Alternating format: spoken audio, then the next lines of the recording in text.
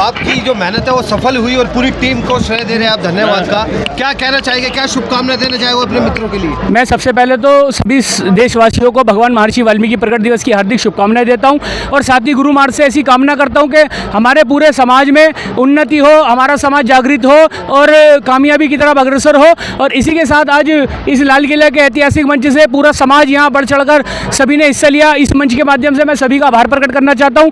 आप सभी अतिथि आए और जैसे कि आप देख रहे हैं कि भव्य शोभा विशाल यात्रा की यहाँ तैयारी हो चुकी है, उसका शुभारंभ हो चुका है। यहाँ से कुछ ही क्षणों में शोभा यात्रा प्रस्थान करेगी भगवान वाल्मीकि मंदिर मार्ग के लिए।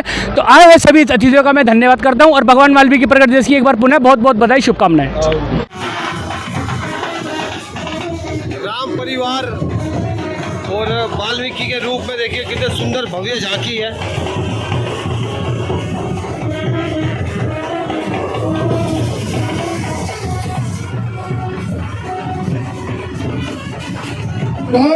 इस समय वर्तमान में भारतीय जनता पार्टी में दिल्ली में मंत्री हैं और आने वाला देश का चेहरा है। सृष्टि रचयिता, रामायण रचयिता भगवान वाल्मीकि जी का प्रगटोत्सव सारी दुनिया में मनाया जा रहा है। सबको बहुत बहुत बधाई हो। ऐसे महापुरुष थे, आदि कवि थे और मैं सोचता हूँ कि सब सोचते हैं बल्कि कि अगर वो रामायण ना लिखते, समय से पहले ही ना बयान करते तो ना यानी रामलीला होती, ना दशहरा होता, ना दिवाली होती।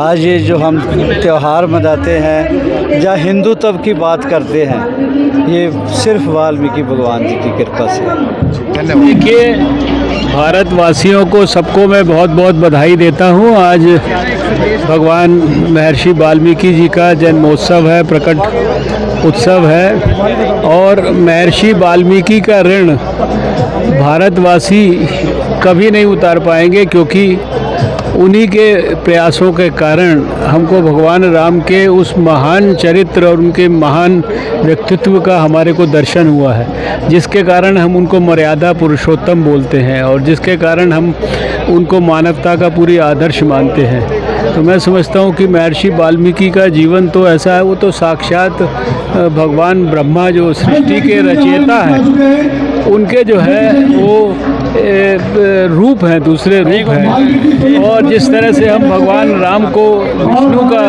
7वां अवतार मानते हैं, ऐसे ही भगवान वाल्मीकि ब्रह्मा जी के अवतार हैं। और बहुत सारे लोग तो ये भी बताते हैं कि भगवान वाल्मीकि ने बाद में तुलसी के रूप में भी अवतार लिया, तब जब उन्होंने रामचरितमानस हिंदी के अंदर लिखी है। ये ऐसी मान्यता भी है। इसलिए मैंने कहा कि भगवान वाल्मीकि का कभी हम ऋण नहीं चुका पाएंगे सब देशवासियों के लिए।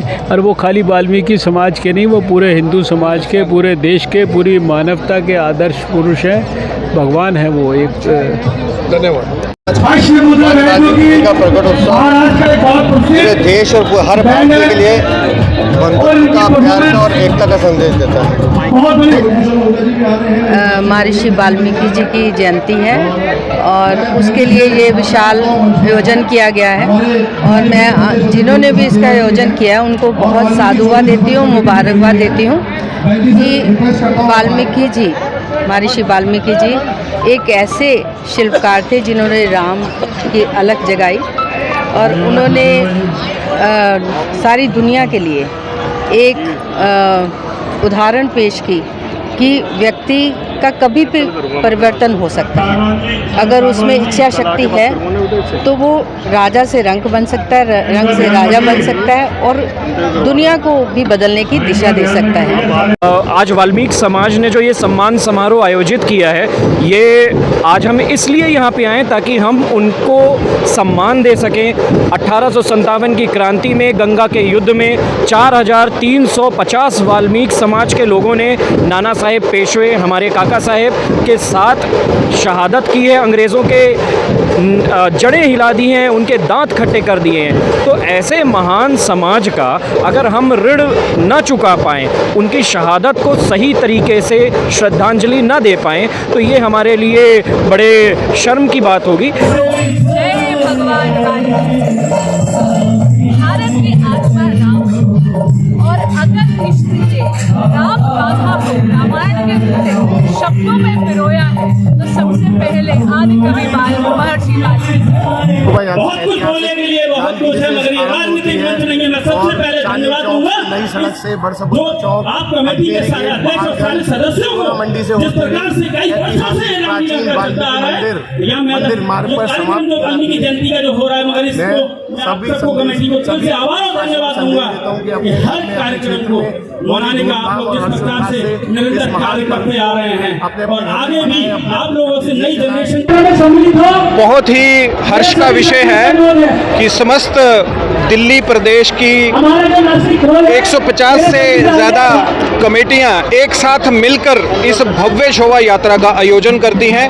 ये अपने आप में समाज की एकता को दर्शाता हुआ बड़ा ही उत्तम पर्व है और ये एकता पूरे भारतवर्ष में इसका संदेश जाता है। इस एकता का 150 से ज़्यादा कमेटियां अपनी अपनी शोभा यात्रा अपने अपने रथ बनाकर लेकर आती हैं और इस भव्य शोभा यात्रा में सम्मिलित होती हैं, जो कि सनातन एकता का एक बहुत बड़ा उदाहरण है।